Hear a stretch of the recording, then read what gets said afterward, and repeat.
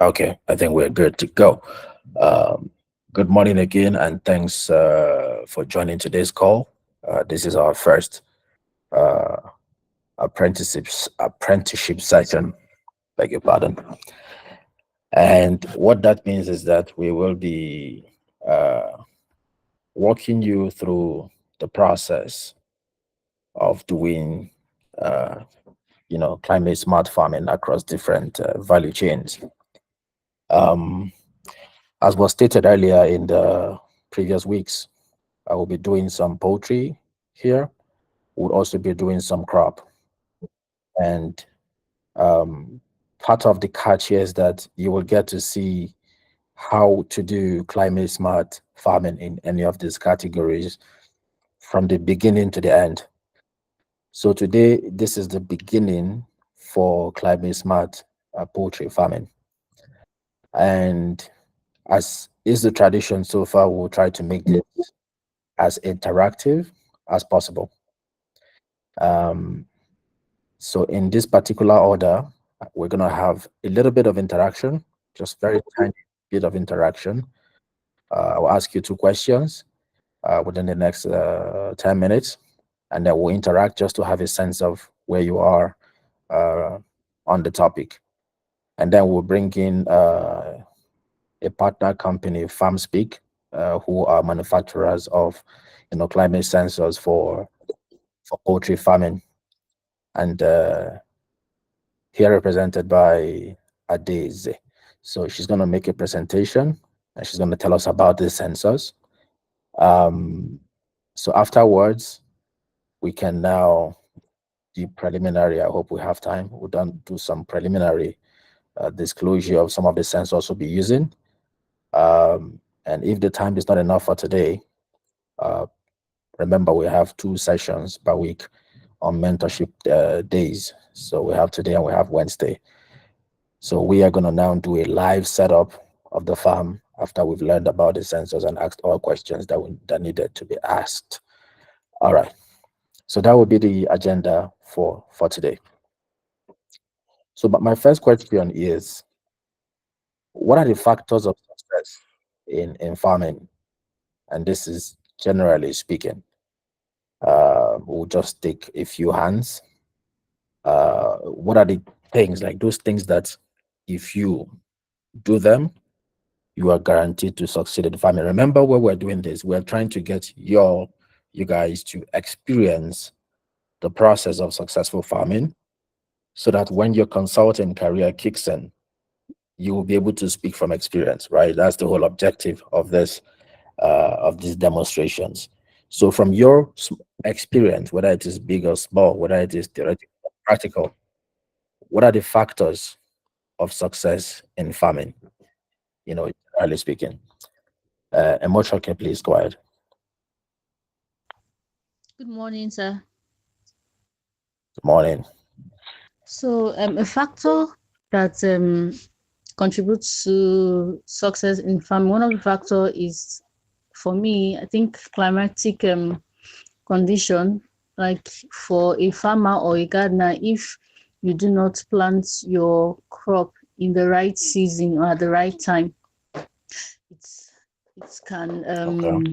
affect positively or negatively the productivity of your harvest. So the weather condition is very important in farming. Thank you. Thank you. So just hold that thought there. You mentioned climate first, and then you said weather. What's the difference? Just for those who may not know, are they the Oh, same or they are different? okay. When referring to weather, weather is the atmosphere, the state of the atmospheric um the state of the atmosphere at your place at a point in time. So if, for instance, you have maybe heavy rainfall in your location and you plant a particular kind of crop, like say maybe a tomato that don't really like heavy rainfall, I'm of the opinion that it would negatively affect the success of that plant. except if Okay. you provide maybe a greenhouse or something to ensure that the conditions are met. All right. Okay. Thank you, Moshoke. Gift. Well, Let's have you and then one more person, and then we will just dive right at it. Gift, go ahead. Okay, good morning, everyone. Um, Good morning. for me, one factor for the success of a farm, it's the type of soil. Then not just the type of soil, and then the nutrients available in the soil as well. Even though we may have fertilizers to augment if there's no enough nutrient, but I think the type of soil and the nutrients available in the soil is also a factor. Thank you, sir. Thank you so much. That's very fantastic. So let's take one more hand. David Zio. Okay, good morning. Good morning, David. I'm David from Nasarawa State. I'm going Awesome. to Go ahead. talk about I'm going to talk about three factors generally, but I'll be fast about that. First of all, you need to have the knowledge concerning farming generally. Without knowledge, you won't have a successful farming. Then you have to have availability of space where you engage into farming. Then thirdly, the financial implication, that's the resources. Okay. Thank you, Yeah. David. So I'm gonna be greedy and just take one more hand, and then we will proceed. You will have time to talk about this, later. We will still take in. So Ajay Samuel. Okay, thank you very much. Good morning, everybody. I think Morning. one of the I think one of the major factor for success in agriculture is knowledge, and that is where positive influence comes from. Because even with your finance, if you don't have the necessary skill, you can't get through in agriculture. Thank you very much. Thank you. So of course everyone will have chance to speak. So so everyone that spoke is I mean, you're correct. One way or another, you are very correct in what you have said. Particularly, I like the first response. Climate weather. But again, we will have time for more in depth. My second question. Just keep your hand up if your hand is still up. My second question is because the first person, Moshoke, did mention climate, and as you recall, part of the pivotal topic for this apprenticeship program is climate smart, because we are undergoing, and this is evident in all our locations, we're undergoing some impacts of climate change, both in the urban and rural areas. So, if anyone can maybe comment also on this question, what are the roles of climate in successful poultry farming? Remember, from the previous comment, there was mention of soil, which obviously when it comes to poultry, soil is not exactly a factor, but climate definitely.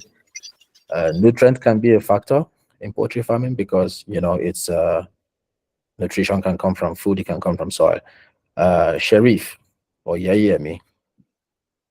Yes. Good morning. Good morning, Sharif. Go ahead.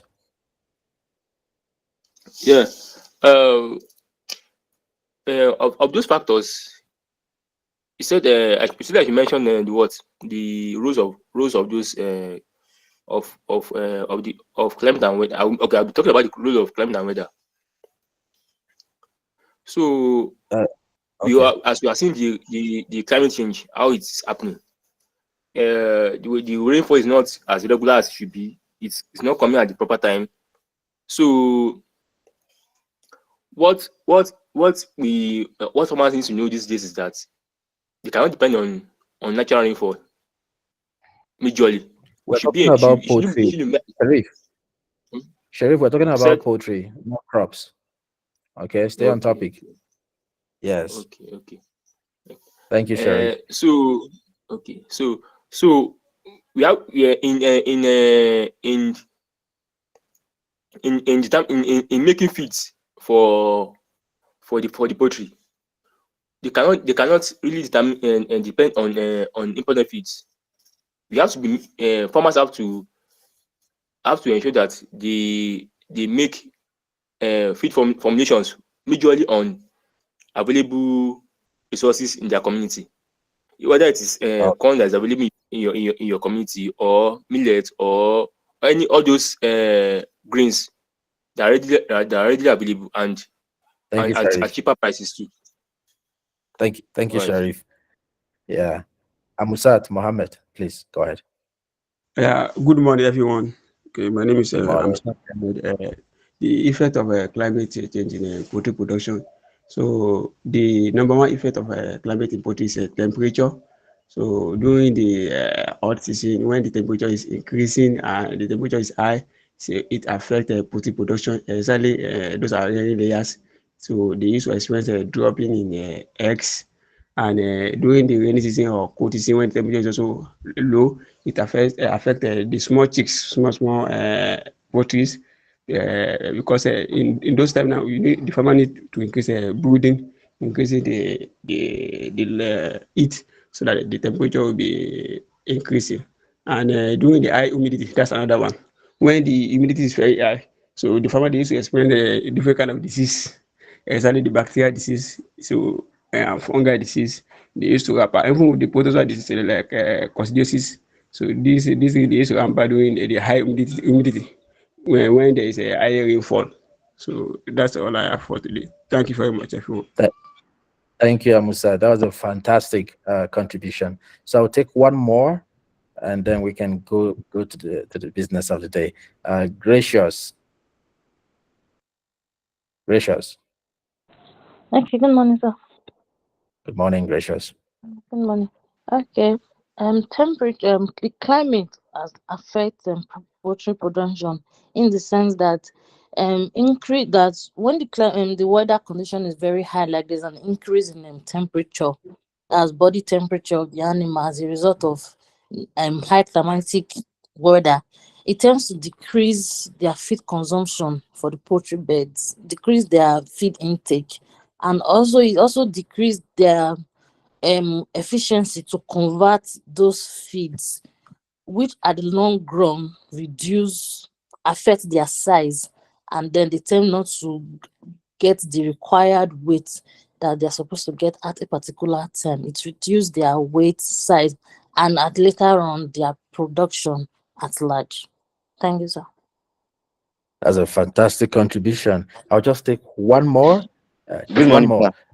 Good morning, sir. Shuaibu, I got you. Good morning, sir. Sorry, I have to call you. Okay, Timothy, stay muted. Yes. If I don't call you, don't interrupt Okay. the meeting. Raise your Okay. hand and then you'll be called. Good morning, sir. Shuaibu, Aisha, go ahead. Aisha, too. Good morning, sir. Go ahead, please. All right, sir. And as for my own contribution, the rules of climate in successful poultry farming. During the production, that is during raining season, when our product is out, the climate helps us. It subsidize the prices of production, that is feed production. In terms of the product, like during dry seasons, things are the Mhm. things the crops are not are scarce, and so they are expensive, and that lead to the increase in feed production. While when food are out during the harvest season, the climate helps us to reduce the cost of feed production. Okay. Thank you very Yes, much, Gift. This is one. this is an angle from supply chain. But thank you for that contribution.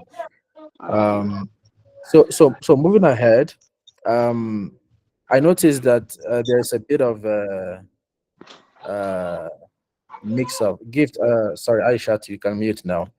I noticed there's a bit of mix up between climate uh, uh, and weather, right?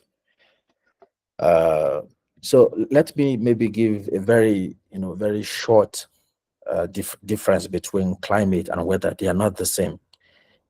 Now, the way the atmosphere, just for the sake of knowledge, the atmosphere is everything around you, the air around you, and how it feels. Let's use air, but air is not atmosphere alone. There are other things. So the air around you, the one touching your body, the one touching the walls of your rooms or the surrounding environment, the state of that is weather. At that moment, that day or that week, that is weather. But let's stick to the shorter term day. The way your environment feels right now is the weather. That is weather. But the way that your environment feels over a period of time, let's say 1 month or 3 months or 6 months or 1 year or 10 years, that is climate. So the same condition, but the difference is now time. So if you look at, let's say, if you were in Lagos or in the Southwest, from, let's say, February, March, up until October, right? The atmosphere is somehow cloudy, and then you get some rains almost like every other week or every 2 weeks, you get some rain. So we can see for that period of time from March till September, October, that the climate is what? Is wet, because you feel some cold temperature and stuff like that. But from, let's say, October until February, the general situation of the ambience, your environment, is, let's say, hot. It will be hot towards January, February, right? So you can say that the climate around that period is hot. So you see, climate is a longer period, even though within that period of, let's say, March till October, we had some days that there are rain, some days are hot, some days are cold. But overall, within that period, we can say that it's generally either warm or generally either cold. So that's the difference. Weather is the current situation in that day, in that minute, in that hour. That's weather. And climate is like the long-term generalized feel of that environment. Okay. So now I will invite our partner company, the Farm Speak by Adeze, to make a presentation, and then you can ask questions afterwards. So here she will talk about these sensors that can help with climate smart poultry farming, which we are going to use live for the next 8 weeks. Adeze, please. Thank you so much. Good morning, everyone. I guess we're all in Nigeria, so yes, good morning. Can you all hear me? Yes, ma'am. Good morning. I love the energy in the room already. Please, let's keep it going. Give me thumbs up when I need any response. Drop a message in the chat. Good morning, ma. Good morning. Good morning. Good morning. Thank you for having me here. Thank you so much, Ralph Thomas Bob. Great one here. So I'll move on straight because we don't have a lot of time, and this conversation, it's not something we can finish in one week. It's a very vast conversation, and it's really affecting a whole lot, especially in livestock farming. So yeah, I'll go on with an introduction of myself. My name is Adeze Ruth Akpabula. I'm a co-founder of Farm Speak Technology. And I'm an agricultural engineer by profession. With over 5 years of experience, I've been in the field helping farmers with climate smart technology. I would come to all of these terminologies later, don't worry, on how they can improve their farm efficiency, their productivity, and the overall goal, make more profits sustainably, and also mitigate the factors and effects of climate change. FarmSpeak itself was born as a result of the experiences we faced as children of poultry farmers. I'm also a poultry farmer too. My parents were poultry farmers, so I grew up in a poultry community, and I saw firsthand the issues that was actually disturbing these farmers, and that brought a spark. And we started making research, and we realized that there's a huge gap we're living out in Africa, especially in Nigeria, We keep doing things the usual and conventional way, and it is not efficient enough. So that's a brief about what we do at FarmSpeak. We do hardware, we do software in general, everything tending towards combating climate change. And good thing, I want to start off with giving a definition between weather and climate, but already Mr. Isa has done justice to that. Yes, weather is short term, and then climate is long term. So moving on, I would also want to expatiate more on climate change. I know some of us have given our own view of what it is. So basically, I won't be giving so much of like high-end definition. I want us to understand where we can go back to our children. The goal is not to leave this meeting without passing on the knowledge we have from today to our kids at home, for those who have kids or those who have younger ones that are willing to come into agriculture. So basically, climate change refers to significant and last changes on the earth. So the way we know that climate change is a long term, so it's a long term effect, and it affects a whole lot on planet here. Rising temperatures and melting icing. So, but in this part of our world, is basically rising temperatures, extreme weather events. So you have things like droughts, experiences like wildfires, disrupting the ecosystem itself. And these changes are primarily driven by our own activities. And an example of this is, I'm learning this to poultry farming, because if we have to talk about crops, we won't live here today. It's the burning of fossil fuel. That's a typical example. Burning of fossil fuels, like our conventional charcoal. We are all used to charcoal. Thank God we're Nigerians. These are human activities. Is someone trying to ask a question? No, ma'am. Okay, can you please mute, sir? Thank you. Thank you. Can you mute your mic? Yes, thank you. So these human activities are contributors to the effect of climate change on our operations, basically. Another example is deforestation, falling of trees. You know, it's from these trees that they make the charcoal that we're currently using. So these processes also release large amount of greenhouse gases. We call them carbon dioxide, CO2, into the atmosphere. And in a long run, all these things leads to greenhouse effects, and this greenhouse effects begins to affect the climate change, rising temperature. I don't know if this year you guys experienced that between January to March this year, there was a lot of heat. Like even we humans, at some point, doctors were how to mitigate heat stress, even as humans. People were going to the hospital, they were, palpitating, they were not having the right amount of, they're not breathing properly. So this year there was really rising temperature and was even affecting we humans. We talk about the animals or the livestock we're currently dealing with. So impact of climate change, it is wide. I've said one, which is rising temperature globally. And this year we had intense heat wave, especially in Nigeria here.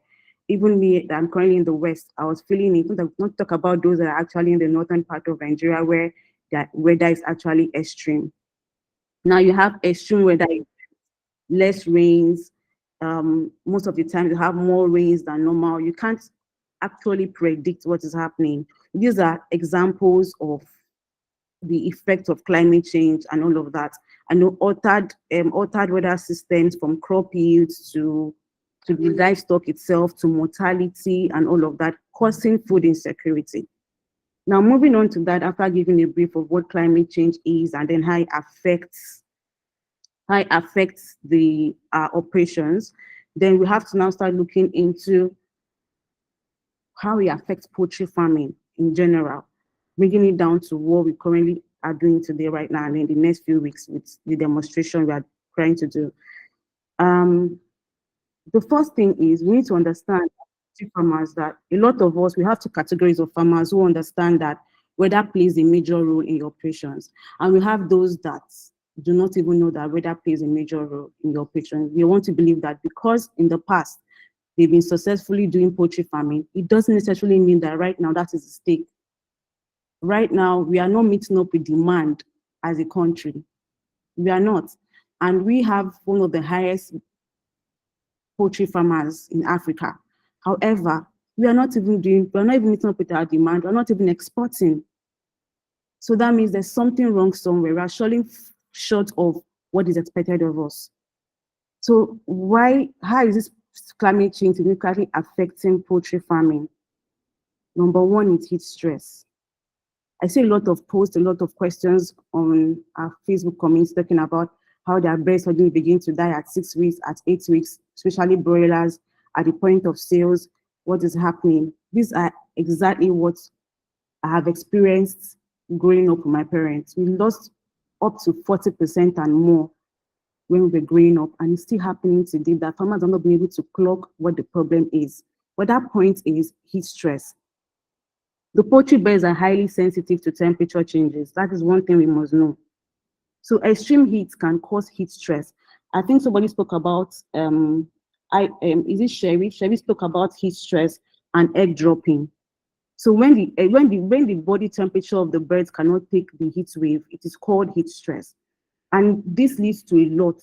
When you're in the heat stress season as poultry farmers, if you notice, your birds begin to have less feed intake, slower growth rates, and lower egg production, and then increased mortality. After giving them the right vaccine, after doing everything, they begin to have issues. So these high temperatures can also decrease fertility in the breeding flocks too. All those mother stock, they begin to have issues with fertility. This is just one angle. Now, the next one is cold stress, which we are currently going into.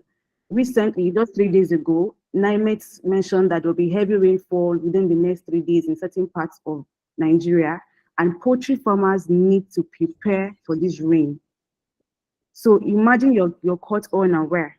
Thank you so much for the feedback. So heat stress can increase the energy your poultry birds actually consume. Let me now explain. A lot of farmers, I met a farmer last year and he said, oh, this time of the year, in January to February.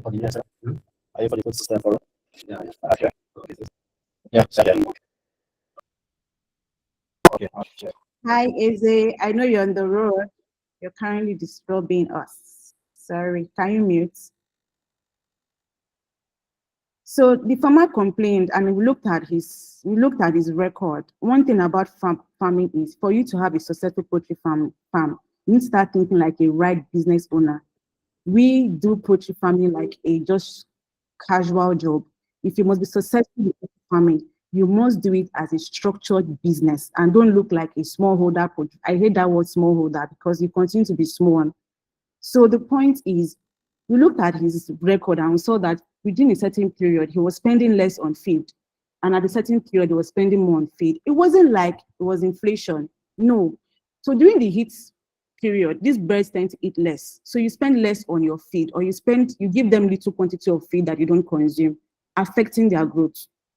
Now, when the weather is cold, which is cold stress, these birds tend to have increased energy. So they tend to eat more. Now, they're not eating more to make their body weight gain increased. They're not eating more for them to grow fast. They're eating more to convert that food. Instead of converting that food to what will make them grow and give the right amount of weight, they convert that food to body heat. So during the cold season, if you're not able to control your environment, which I know that a lot of us are wondering, how can I control my environment? And my God, you can. This is where technology can come in, and we need to start moving as the world is moving faster. If you don't control these things, they'll consume you and then consume your business, and then you run out of profit. So now this bird convert this feed to body heat, which can lead to higher feed consumption. And then, of course, cold stress on the birds, and you still have less weight. Where you're supposed to sell at 3 kg, you see that at 8 weeks, they're still at 2.1 kg. And you're asking yourself, how? But they're consuming more feed. You probably start accusing your farm manager, thinking they're stealing your feed, which is not true. These birds are eating, but they're not converting it to the right amount or the right channel that will make them grow. So that's a second example of that second effect of climate change on poultry. Now, water availability is another factor. Climate change can affect or can lead to more frequent and severe droughts, affecting weather availability for poultry birds and poultry farms in general. So there will be insufficient water for the birds to actually take. So during the heat stress, it is ideal and normal that you should supply water regularly. So if the weather is currently very hot, you shouldn't wait till after 3 hours before you change your water. Within the next 3 hours, even if the water is still clean, your tank is still full, please change the water so that they have fresh cold water to dilute their systems. The same thing to do, or you can put ice blocks if you want to. The same thing too during the cold stress. It's necessary that you have like a heating source that gives them warm water in 3 hours to keep them warm, just like we have it right now. There's currently cold stress going on right now in the country. So these are examples of how climate change affects the poultry. Lastly, we look at diseases too. So the warmer condition you have, it can actually promote the spread of diseases. And when you have cold conditions too, it affects the spread of diseases as well. Like Newcastle disease and various bacterial diseases actually survive when the weather is warmer. So these are the things that affect it. It also affects your biosecurity as well too in your farm because it spreads faster. These are examples, but the major ones are the heat and the cold stress. So if you have gotten me so far, please give me a thumbs up so I know that you're with me. And then please write your questions down. Thank you. So I would want to get a feedback from us, just few persons that are actually practicing poultry farming or actually understand poultry farming. I would want you guys to have a question. My question is, how have you been able to know? So I need, okay, two people on heat stress and 2 people on cold stress, or let's say we'll do 3 people here, 3 people there. So on heat stress as a farmer, how have you been able to detect that your birds are currently undergoing heat stress based on your experience? Just raise up your hands, I'll call you, and then you jump on it and explain to me in simple terms, how have you been able to detect heat stress? Heat stress for now, we'll go to cold stress people later, but just heat stress. Yes, so Ayomiko, please jump on the call. Thank you. Okay, thank you very much. One way I've been able to identify heat stress is that if it's broiler, when they're on the floor, you see them pant a lot in the afternoon. They will lie down on share ventral recumbency, they will lie down with their chests kind of, and you see them pant a lot, and they won't even eat as much as they should. And for layers, you see them die overnight. The mortality rate is usually high overnight. Like, you just see mortality overnight with birds not showing any form of symptoms at all, probably during the day. So it's usually a pointer. And yes, let me just say it like that. Thank you. Thank you so much. That was perfect. Mohammed, please, can have the. Good morning, everyone, once again. My experience as a broiler farmer is during the heat stress, the birds they tend to take more water, and they always, whenever you are going there to change their water, they always rush and they drink more water. And sometimes now in the afternoon, you just see a sudden death without any sign or symptoms in the bird. So they just die without any sign of symptoms. Why in layers now, in last a few months, there is a low in egg production now. Low. So the egg production is to drop drastically during the heat stress. So those are the 2 things I experienced during the heat stress. Thank you very Okay, much. good. Thank you. So we have one more person. Let me give that to Andrew. Andrew, please jump on the call. For those who want to talk about their experience with cold stress, please get ready. We'll call first 3 people. Good morning. What I notice, especially with broilers, is that during the heat stress, they normally pant a lot, and when they pant, you see them open their feathers and lie, and they consume much water. And during that heat stress, also the mortality rate is high.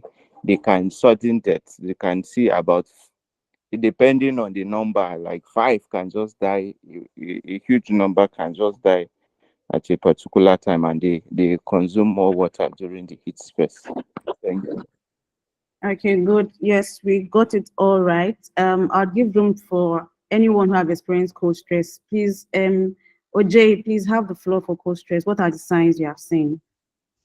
Okay, personally, I don't have a poultry farm, but a friend of mine that has one, experience she shared with me, she doesn't like rearing chickens during that period because they fall sick often. Either they have one flu or disease or the other, and it's increased cost of maintaining the chicken. So that period, she usually experienced like no production or very little production or supply of poultry. It's not my experience. I'm just sharing my friend's experience. Thank you. Thank you so much. Mary, please let's have you. Thank you, Ma. Good morning, everyone. And the experience that I have for the poultry during cold stress, they are not very active. They will walk as if they are closing eyes, and also their feathers normally drops, ma. Thank you, ma. Thank you. Aisha, please. Seems like women are leading here now. Aisha, yeah, you can mute and speak. Good morning, everyone. Morning. And from my own experience, broilers, they will always be gathering in one side. They'll be arranging themselves. They'll like jam packing themselves in one side, of overcrowding themselves in one particular side. Then they will this disease is like Newcastle disease. This is the period they will, I think, yes, this is the period they will start experiencing some diseases if they are not being well, their cages or their homes are not well treated. Like their pool water easily enter, all those things. This is the time they have more diseases. All right. Thank you so much. You all are actually perfectly right. For the sake of others who I don't want to believe that we are all experienced here. There's always room for learning. So for his stress, one, we have farmers actually majorly use their visuals to actually notice these things. Do you understand? And I'll come to the pros and cons of all those manual things. But manually, you'd see that through certain kind of signs. The panting, yes, we mentioned panting, and you see these birds trying to gasp for air, try to open their beaks and breathe, rapidly to cool themselves down. Then you have some of them, behave in an inactive way, very sluggish, spending more time resting and less time moving around to feed during this period. And then, of course, you have the birds, most of them, sometimes they spread their wings away from their body in an attempt to as if they want to fly away, just to dissipate that heat and cool down. Of course, we've mentioned it here several times. There'll be less feed intake during this period as well. And then increased water consumption during this period. I've mentioned open mouth breathing. Then yes, I'm admitting people. Ibrahim, I just saw your message. I'm admitting people. I am. As I'm speaking, I'm admitting people. Thank you. So you have pale comb. When you look at their comb, you see that it's pale, and that's because the blood circulation to the extremities is reduced during that period. Then of course, increased mortality. That's for heat stress.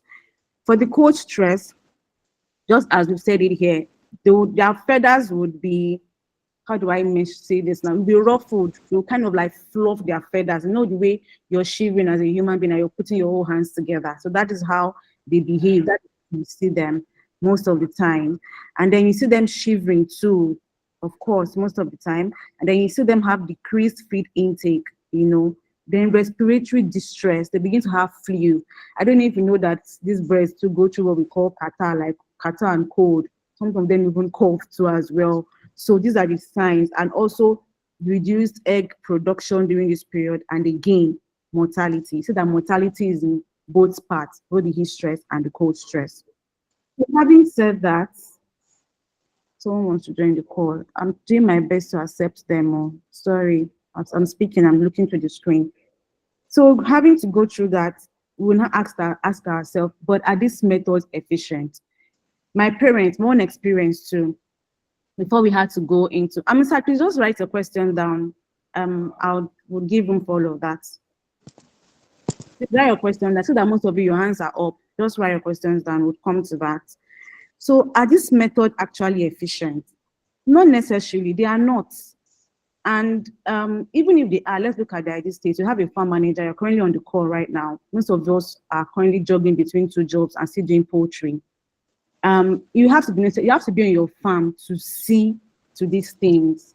And even though you have a farm manager, how many people are truthful enough to go and check on these birds in every hour in 24 hours? They have to get up 24 times. I hope you know.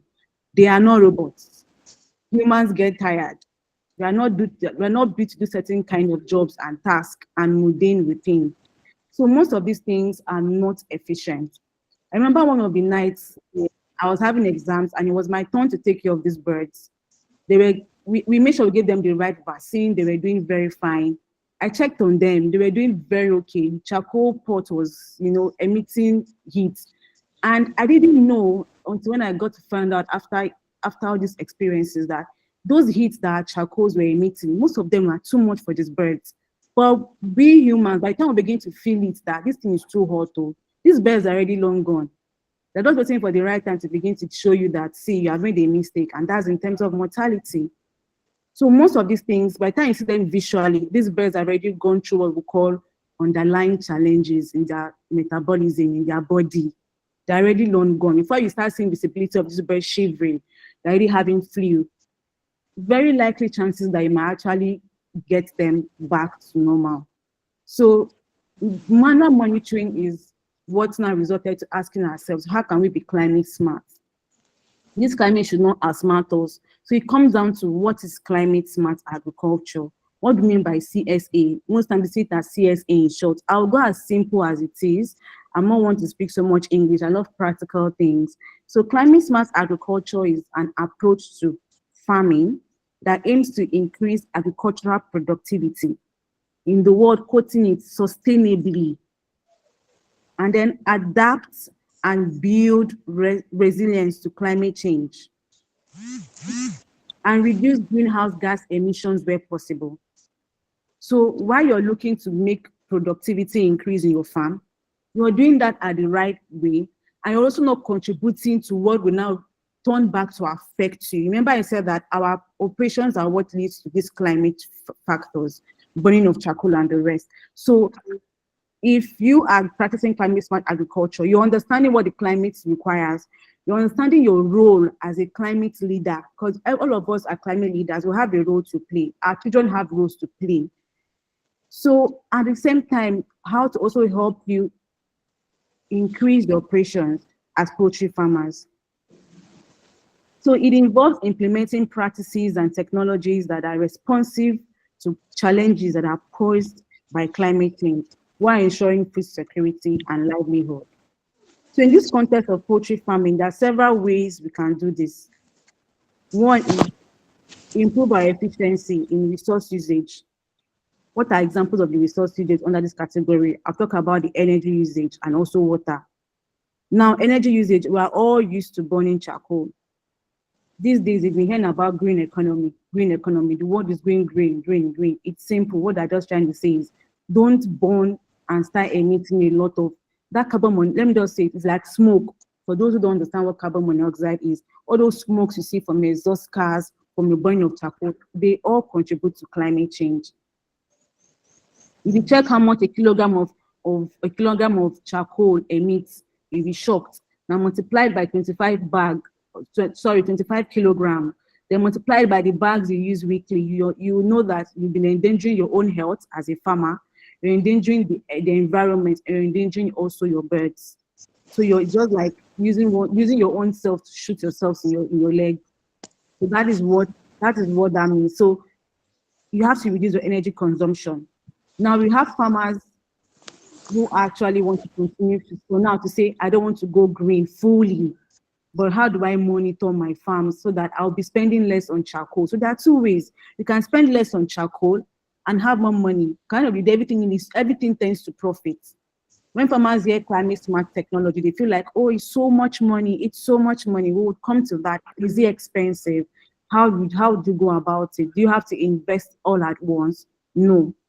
So you have to improve your resource usage, as you talked about, your energy consumption, and also your water management. There is a point we'll get to, we'll begin to experience droughts in the nation. We have lower rainfalls now, and when it begins to even rain, is in excess, then there's flooding. I'm thinking about how to channel this water out. So we need to balance these things, and we have to know how to play our own part too. Then we're talking about enhancing resilience to climate change. That's another factor on how we can be climate smart. And this is, what are the mitigation? What are the factors all of us here must do to be able to be sure that this climate change does not consume us? What can we do to see that this disease management is actually in, thank you so much, Agnes, is actually in check? How can we reduce greenhouse gases?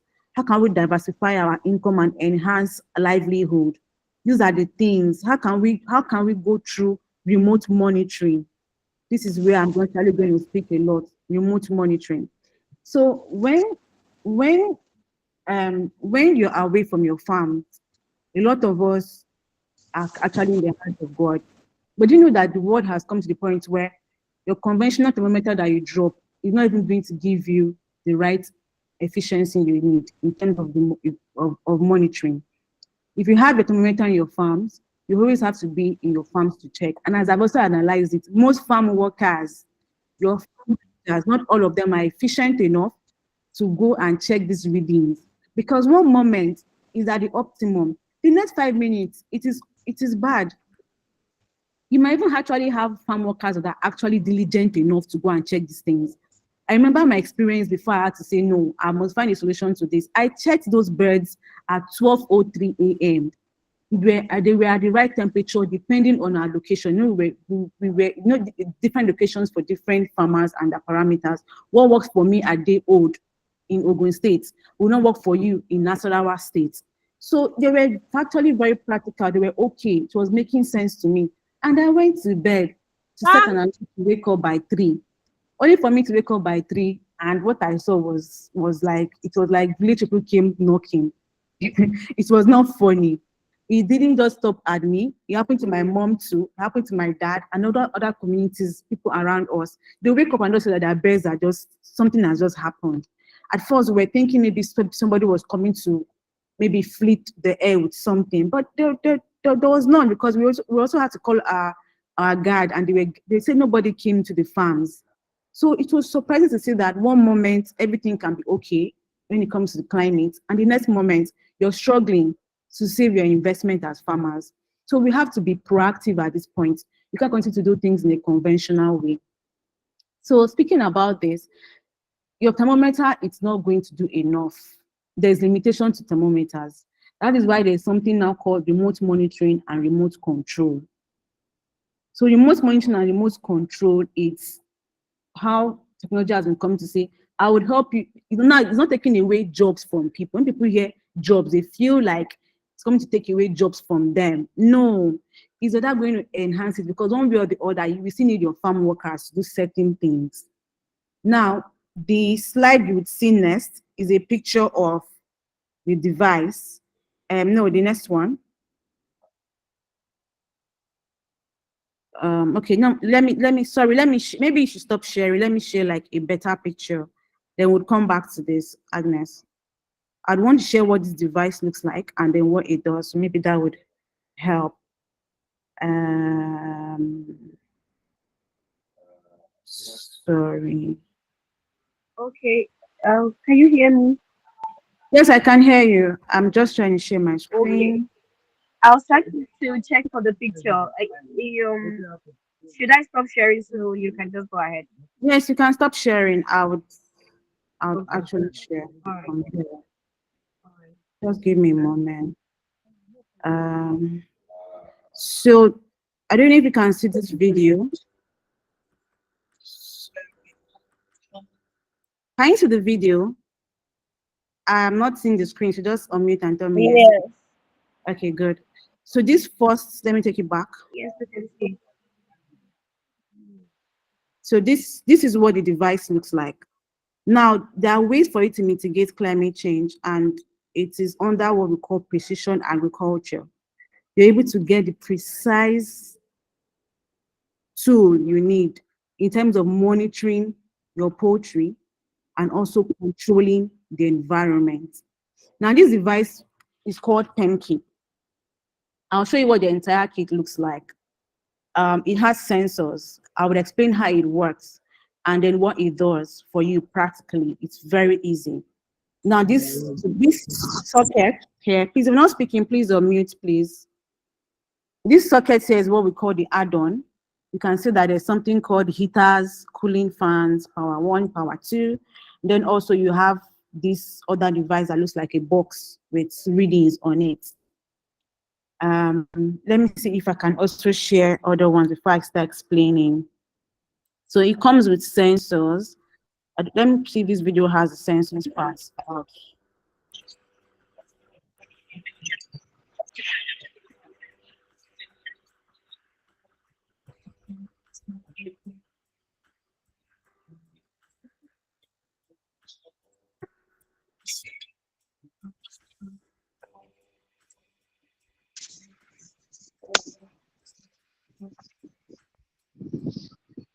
So so PenKit has sensors. It has the temperature sensor.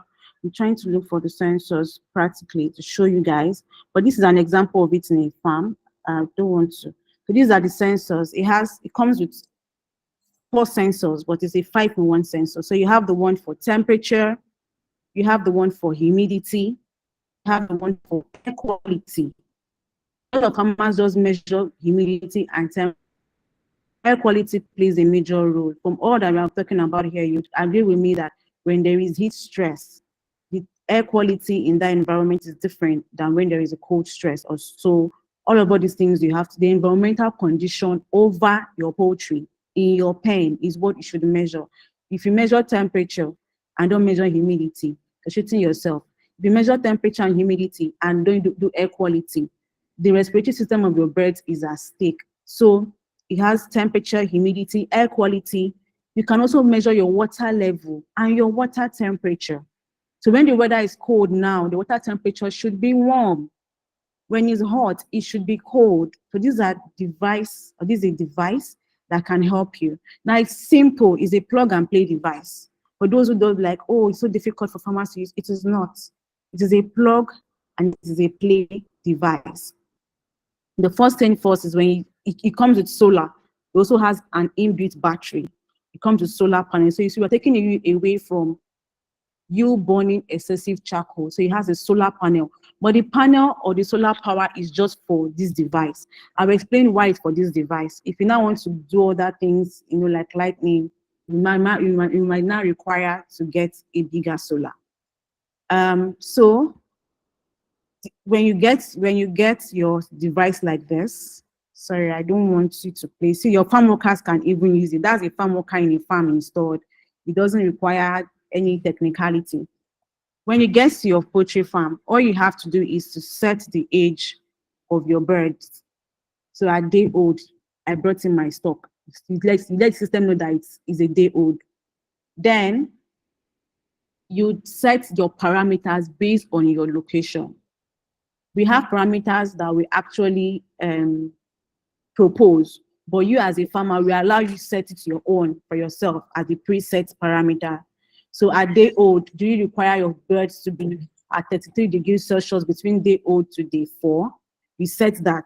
What is your humidity limit? You set it, you tell the system. What should be your air temperature in ppm? You tell the system. What level should my water get to before I begin to say I need to pump in more water? What is the water temperature ideal for this state? This device is installed in your farm simply as it is right now here. Then if you have your fans, you can plug in your fan. If you have your heating source, maybe gas brooders or electric brooders, or if you still want to be using charcoal, which I would come to, you can set that. Now what this device does for you is, currently right now, I'm not in my farm. I'm going far away from the city where I stay. But I can tell you that I know the temperature that is actually in my poultry house right now. When the temperature goes up 3 degrees Celsius at the moment, this device turns on the fan on my behalf and cools it down till you get to the optimum that I have set. Now, when the device, if the device detects that the place is too cold right now, maybe it's going to rain, the next 1 hour and the humidity is low and it's cold at the moment, what it does is it turns on my heating source. I use a gas brooder in my own poultry farm. So it turns on the gas brooder. There's another farm too we have that turns on the electric brooder. I don't know if I have pictures of the electric brooders here on this my system, but it turns on the electric brooders. Now, that's without me being physically present in my farm. It does the work. So that is what you call remote monitoring. It monitors it and lets you know. You will see an SMS here. Hello, farm speak. Your pen house temperature is 43 degrees 88. It is higher than what is needed. It is a crucial time to take action and ensure the well-being. So if you are a farmer that doesn't want to use the automated heaters or fans, this is where burning of charcoal in a reasonable way comes in. Or so your charcoal is on and it's giving you 43 degrees Celsius and you've set 34 degrees Celsius. That is a serious heat stress. So when you send this message to you and your farm manager as SMS or as an email or through an app interface like this, that the temperature is good or it's too high, let's say for example now it's too high, I'm talking about the content that is too high, then you can now call your farm manager, go and turn off all the charcoal pots or reduce your charcoal burning. Instead of you using 10 bags of charcoal in a week, this device helps you save money and reduce your bag of charcoal from 10 to at least 3 to 4, because you're not burning uncontrollably and in an inconsistent manner, but rather you're burning in a controlled manner, thereby turning it off and turning it on when there is a need to. The same thing too happens when you have to turn on your diesel to on your fans for them. So these are the things these devices do. So you have to manage your resource.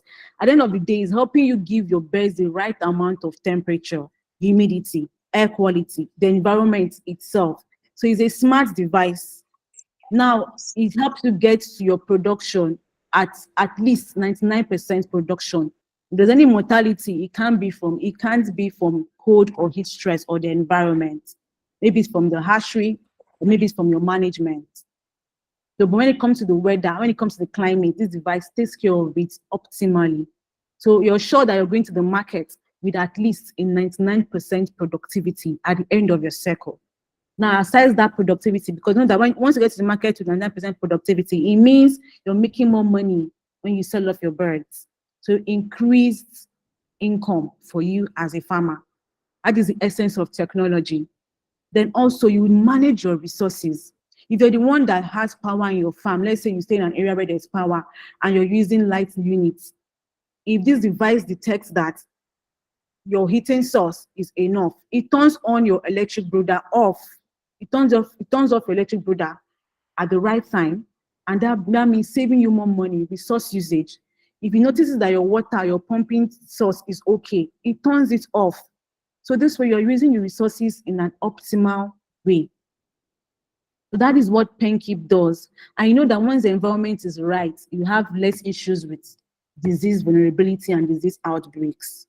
So that is the essence of being climate smart. So you have sensors now, we call them, for those who understand tech, it is called Internet of Things technology and sensors technology. So these sensors will detect what is in the environment. They will not send the reading to the server or to the cloud. Then it will not detect that, okay, this must say, okay, cloud, please check that this temperature is okay. Oh, it's okay. Okay, good. It tells the farmer back, it is good. Or if it's overboard, or tell the farmer is overboard, can we turn on the fans on heating or the heating source for the farmer? Yes, turn on the fan. It does the job. So this way, your farm workers are channeled to do the other things that are important within your poultry farm.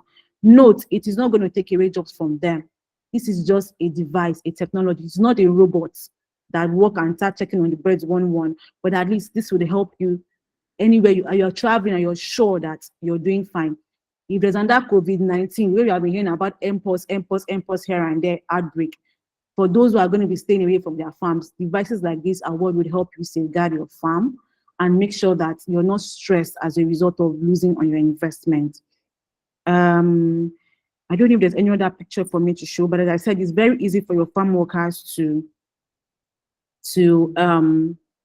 handle it. You can see this farmer, he decided to get his own fan. He went to use his own old fans.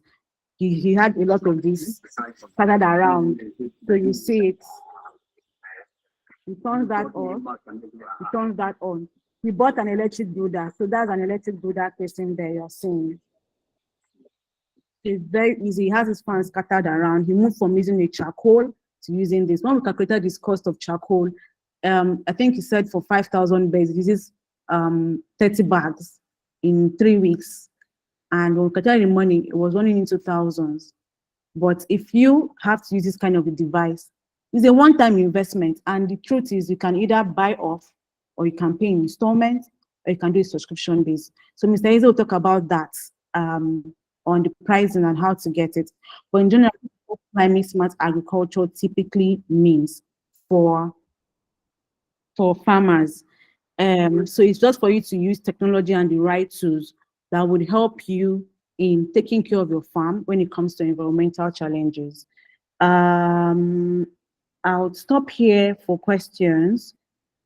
And then I'm here to answer. So yeah. Also, sorry, Agnes, can you share the slide you were showing before where they see the gas breeders and what they'll be using to do the demo within the next few weeks? Okay, Liz, that's fine. I'll do that now.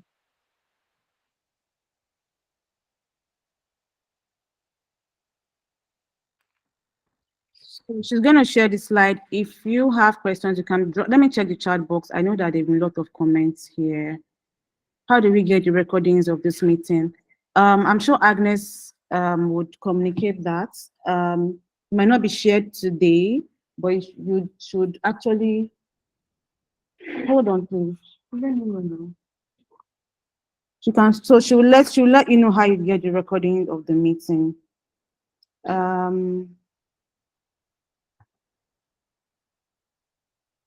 So what are the causes of? Somebody is asking here. What are the causes of paralysis in poultry beds? Okay. So there are a lot, but one major factor is it depends on the right time you're giving your vaccines to your poultry birds. Another thing is nutritional deficiency. So what kind of feed do you give to your poultry birds? I'm not going to call names of certain things, but at the time I was giving my birds a particular kind of feed, and I realized that they were prone to having cough and causing mortality. And then I switched to another type of feed. So I don't want to give names so I don't get sued. So we realized that the second type of feed we switched to, these birds were doing very fine with them. So it's a number of factors, nutritional factor, what kind of feed. You just go to the market and buy feed based on, because this is a popular one. You should be able to read the composition of your feed you're giving to these birds at the right age and at the right time. Do you understand? So look out for things like vitamin B, B1, vitamin E, calcium, phosphorus, vitamin D, also in your vaccine and your treatment as well, in your medication. Look out for these things. If you're the type that do organic farming, look out for things that naturally give these birds these things. Also, another contributor can be infectious diseases. An example is the Marek disease. Is a viral disease that affects their nerves and immune system. Newcastle disease, and all of these things as a result of if you do not give them the right vaccine at the right time. Also, toxins can also contribute to these things. Check out for how you give them water sources. There's a time we noticed that some farmers where we were servicing, their water was bad for the birds. The water contained heavy metals that they couldn't see with their tiny eyes. They couldn't see with their eyes ordinarily. They were so tiny. So that water was not pure. So over time, when the birds continue to consume this water, they begin to have issues like this. I tell farmers that please give your birds the drinking water that you know yourself as a farmer that you can take.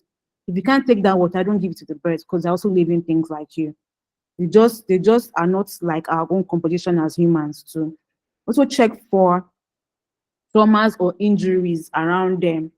Their legs, dislocation of their legs, and all of all those things. They're not overcrowded. Maybe your farm workers have not stepped on them. All of that, and also environmental factors as well to check for all these things. And then the genetics of the birds.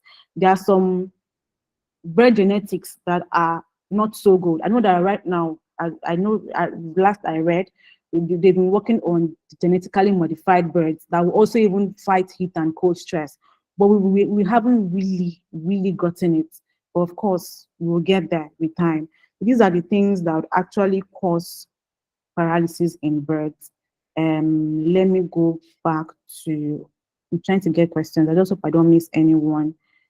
Please send it to our WhatsApp group. I'm sure they will do that. Thank you so much.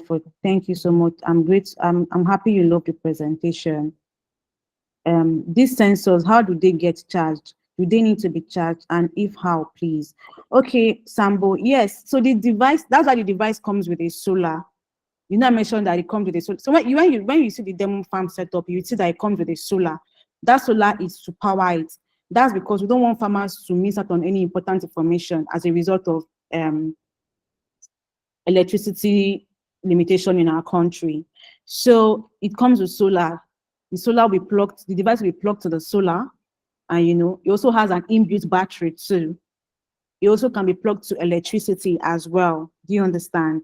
So this, when you plug to the solar, it supplies power to I would have gone back to show you, but I don't want to share screen to disturb Agnes. So you would see from the screen, of course, when it's charging, it has a battery. The way your phone tells when your battery is low, it tells when your battery is low. And then, of course, when it's full, you let you know you unplug as well. So the sensors are fixed to the device, that box called PenKey. Please, sorry, Agnes, let me share so that I'm trying to share the screen of PenKeep itself so that they will be able to understand what I'm trying to say. Well, I came to town, though. So it has, I'm trying to get a video where it's charging. Hold on. So this is, I think this is charging here. No. So okay, look at, this is one. This is this here. This black charger here is the charger to PenKey. So it charges it. If you look at this place, it's saying 73%. So it charges through solar, through electricity, and also has a battery. And then when this device is charged, of course, the sensors are being charged. And then it transmits to the cloud, then to your phone as a farmer, and it does the job for you if you want it to. If you don't want to get the control parts, it's not compulsory you get the control parts with it. For you to get the control parts, it means you have to buy the heating system, you have to buy the cooling fans, and every other thing that comes with it. But if you want to just do the most monitoring to at least start saving you the excess that you're spending so much without having to have this machine on your farm, then of course it still works. So you don't have to buy all those fans and the heaters. The only thing is when it detects that the place is too hot or it's too cold or the air is bad, it sends you a message as a farmer, and then all you have to do is to go and either clean up your poultry pen, put the humidifier there, or you roll up your blinds if the place is too hot, and if it's too cold, you roll down your blinds or turn on your heating pots. So that is how it works. I don't know if that has been answered. Please, I can't see my screen. Can you give me a thumbs up? Okay, good. How can I get the device and what is the name of the device? The device name is called PenKeep. So let me type it here. So for you to get the device, reach out to Mr. AZ. He's going to give you the nitty-gritty on how to get the device and how to get the device. It's called PenKeep. Reach out to Mr. AZ, reach out to Agnes. They would reach out to you on how to get the device. So any other question? And I hope I've been able to make you understand why you should be climate smart. It doesn't just also end with poultry. This device can also be used in aquaculture. It can also be used in greenhouse farming as well. Another thing you also need to know that these devices are not just this exact one is for poultry, aquaculture, and greenhouse. However, I hope we know that there are devices for those who are in the crop sector. I'm sure Mr. Eze will talk about that. That can help you measure your soil moisture, the pH level, the temperature of your soil. Technologies now are emerging, and people are embracing this technology so fast and so well that there's no need for you to suffer and do farming, and then at the end of the day, you don't get your productivity optimally. So, as we're talking about livestock here today, which is poultry, as I said, aquaculture, there are also technology that have been deployed for crop farming. The goal is for us that are here.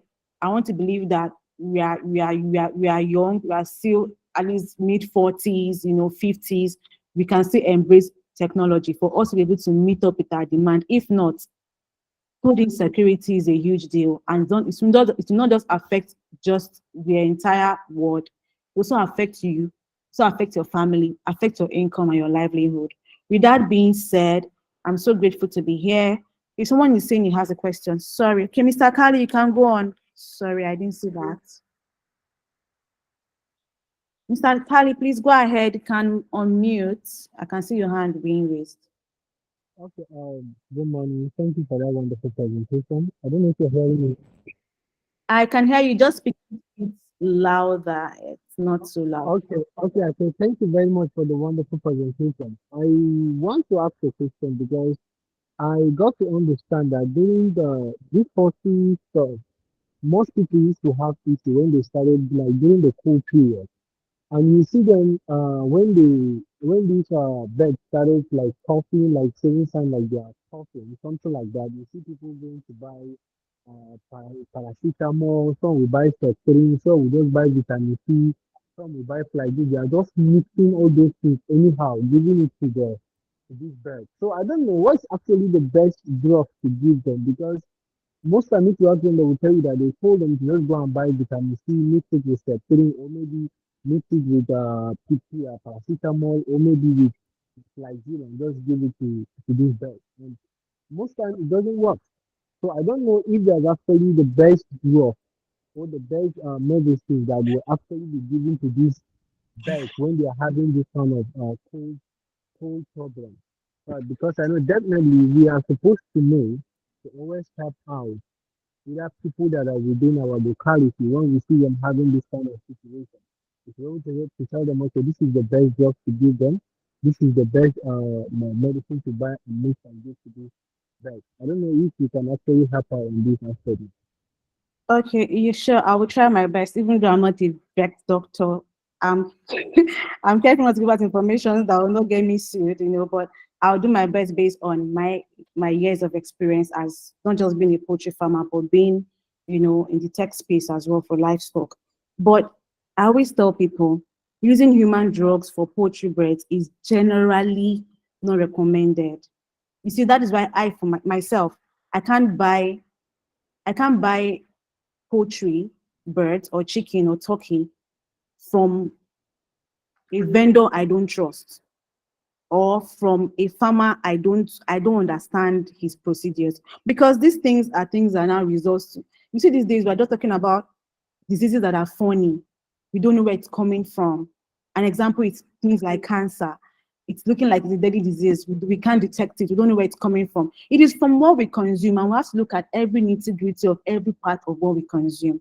Why would you use human drugs for a poultry bird? Is generally not recommended and can be dangerous. That's because these poultry birds have different metabolism. They have different dosage. They're sensitive. The fact that their level of sensitivity it is not compared to human and what we can take. So it is harmful to the birds and also to us as humans. If you notice, when you get some poultry drugs or vaccines, you'd see that in the package they will tell you after you must have administered these drugs to these birds, make sure you don't consume those birds in a period of 2 weeks. And that is even for their own recommended drugs.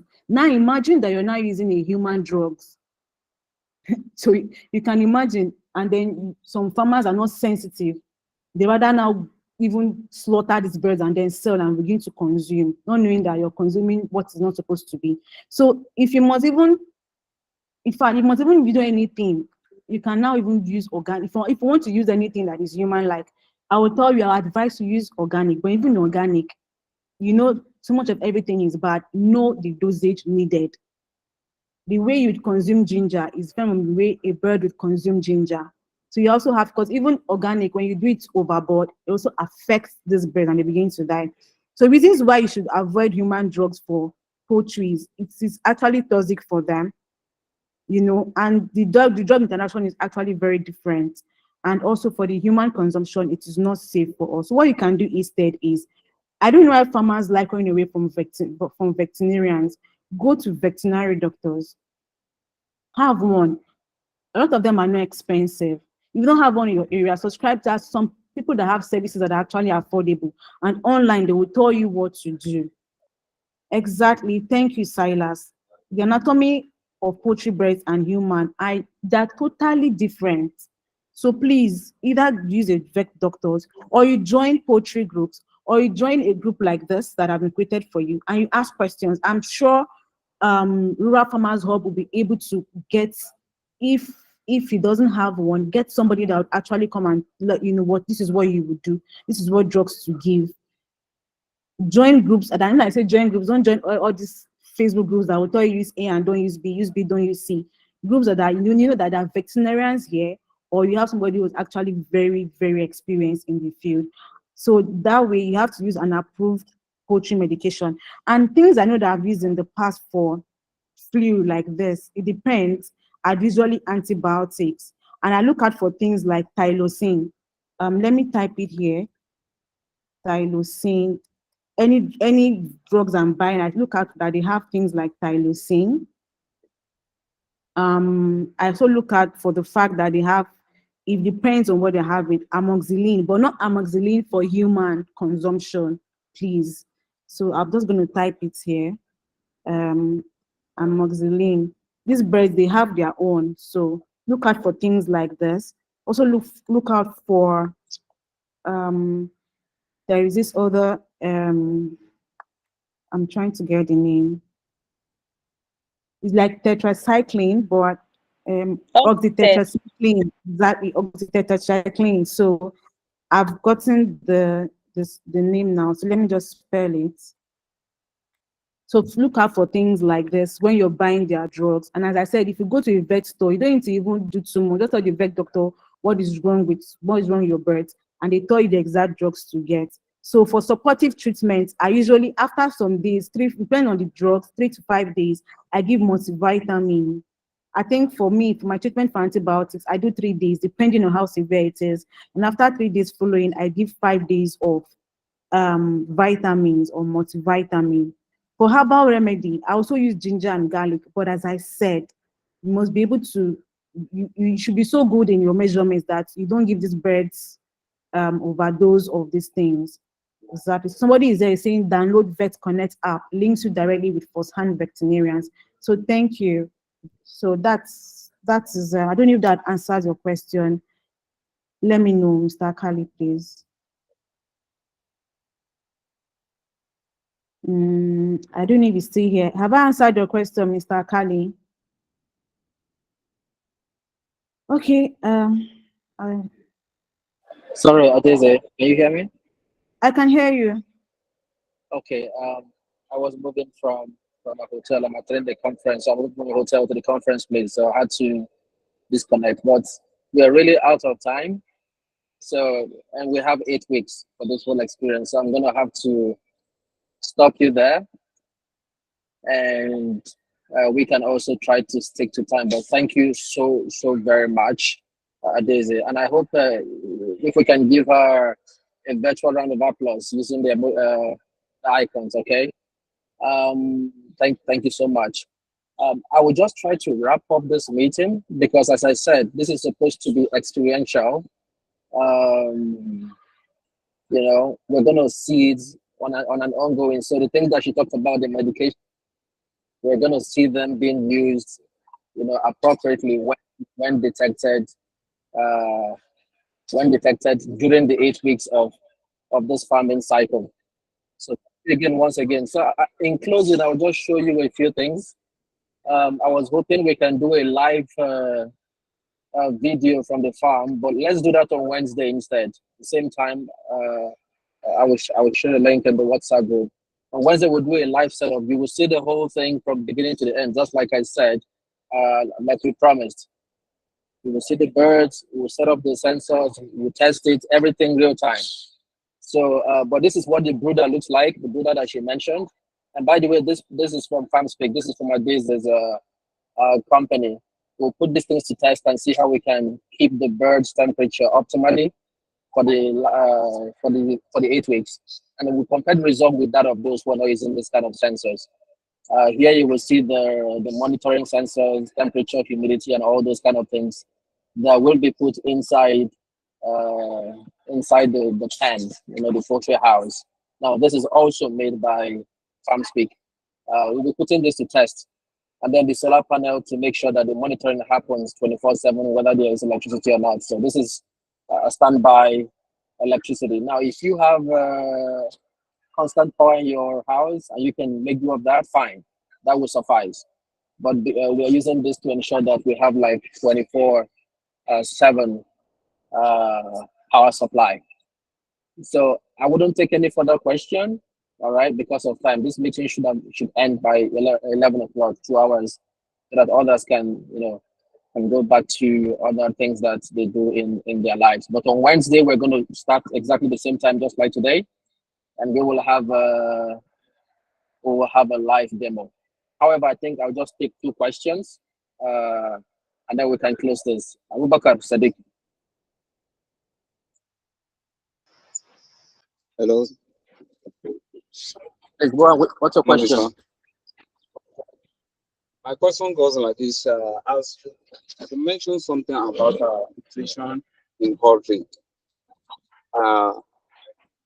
Poultry, as you mentioned, nutrition in poultry. So, if I can, how could I understand that my poultry get a problem with my nutrition when I buy from my market?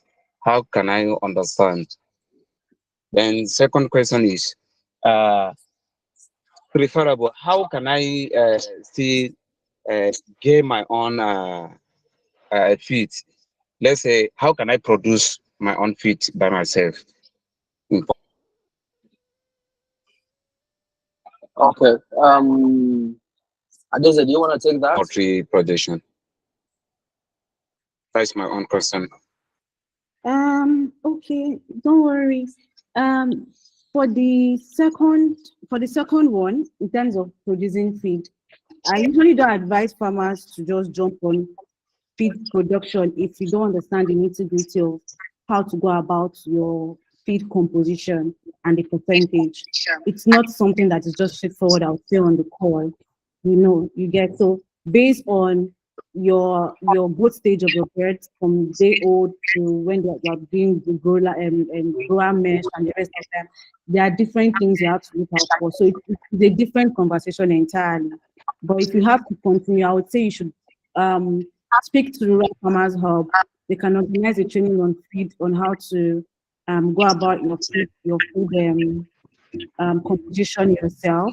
It's not something I can do on this call. It's a whole lot to consider.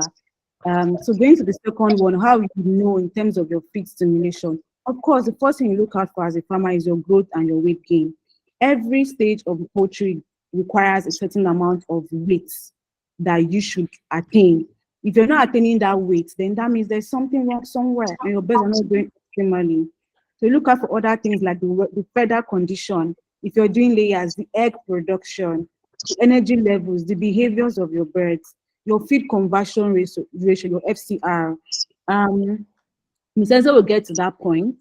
In partnership with FarmSpeak, there is an app for you to understand your feed conversion ratio. So it helps you know if you're converting optimally as a farmer. Today's conversation is also around pen keep and the climate and monitoring and control. But there is an app or a monitor that helps you monitor your feed conversion ratio. Also, your droppings. From your droppings, you would know the quality of the feed you are giving, if they are healthy or if they are not. You know. So changes, for example, changes in dropping, such as increased water content or unusual colors, can be signs of poor feed quality. So also mortality is also one. And if you want to go the extra mile, you go for lab testing. So it's a whole lot of conversation around this. Like I say, this is all like a summary because of timing. Thank you. Thank you, ma. Very appreciate for answering my question. Thank you, Sadiq. Let's take one more question. Jonathan Ogunaya, you want to ask a question? Please make it very brief. We're out of time. Yeah. Thank you for the wonderful presentation. Is it possible for one to export from the one to inside stage without using drugs? Is it possible for one to raise a poultry, full poultry, organically without using drugs? Thank you. Yes, it is. Can you hear me? That's a very short answer. Yes, you can. Yes, you can. You can do that, sir. Just make sure that you give them the right vaccine required. You know, there's a difference between drug and between vaccine. I understand. So Yes. Yeah, so it's possible for you to avoid giving them drugs, and provided their vaccines are right and giving them at the right time, so you can go organically, but make sure that the dosage for your organics are actually in check as well. So yes, it's possible. Exactly. Because I've watched through YouTube someone showing how she used the aloe vera charcoal mix in the poultry feed, then bitter leaf water, scent leaf water to raise her own poultry without drugs. Yes, it's very, very possible. I've done that. It's just that organic poultry farming is stressful if you have the time and you can put in the work and do a lot of research.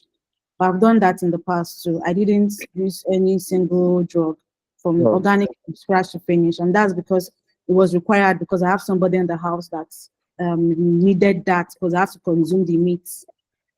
So yeah. Okay. Thank you a lot. Thank you so much. Okay, let me take one last question. Monday, Taro, that's the only hand raised. Monday, can you ask your question briefly so we can wrap this up? Okay, good morning. All the resource person there, you have done justice to the topic. Hope you are hearing me. Yes, I can. Go ahead. Okay. Sorry, my own is you find out that person you embark on the poultry business. Sometimes you buy from the brooders. Ask them question that you say, all the routine vaccinations will be given to the vet, and at the end you find out that number of mortality is higher than the number of morbidity.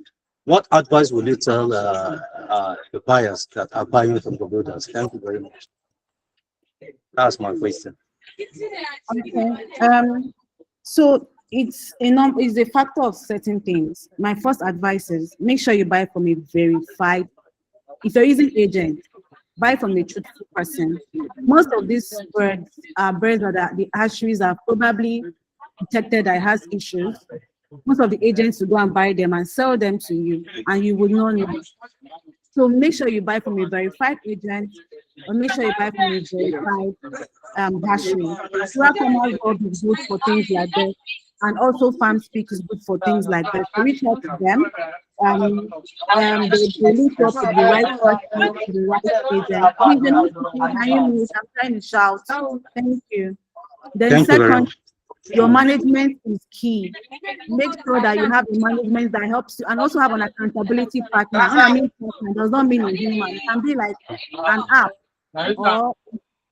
or a system that helps you track your vaccines and your management. When you're to clean your pen, what vaccines you're to give, and what age and what dosage. Things like this are what the software can also do for you. So there's a software, we farmers have OHUB will let you know about that today. It's called FS Farm Manager. So So FS Farm Manager is a system that helps poultry farmers. It's only for poultry farming, it's not generic. That helps poultry farmers to monitor what they do in their poultry house in terms of management, from your vaccines to your feed conversion ratio, your treatment, and everything required. So it's a bit of management and a bit of where you're sourcing your birds from. So my advice is source your birds from the right source and make sure that your management is up and doing. And you can track that if you have to use an app to let you know what you are doing. So yeah, thank you. Thank you very much. And guys, please, I see your question, Taiwo. Remember why we're doing this program in the first place. We want to demonstrate together and learn together some of these tools and technologies before we can say, okay, you want to do it. Nobody's going to stop you. We're not going to keep you from doing anything. But I want us to together see how those technologies, all those practices can lead to significantly better results for the majority of farmers. This is what our first objective. It's a marathon we are running here. We're talking about multi-year, growth. So please be patient. Let us go through with the demonstration. Let us observe together, how this works. Let us learn from the horse's mouth like Adeze and her team. We ask all the questions. We experience this on a weekly basis. And then whatever financial information that is involved in this thing, FarmSpeak will connect to you. Okay, please just be patient. But thank you very much, Adeze. Thank you, Agnes, Nanshao, everyone that's asked questions, everyone that participated. On Wednesday, we'll have like a 1 hour session because we couldn't do the demonstration today. And that session will just be purely installation. So you will see the process from beginning to the end, just as we promised. In the absence of that, thank you very much and enjoy the rest of your day. Thank you, everyone. Bye. Bye. Thank you. Bye. Bye. Thank you. Bye. Thank you, ma. Thank you so much, ma'am. Thank you. Thank you Thank so you, much. Ma. Thanks, we appreciate it. Thank you so much. Thank you. Thank you, ma'am.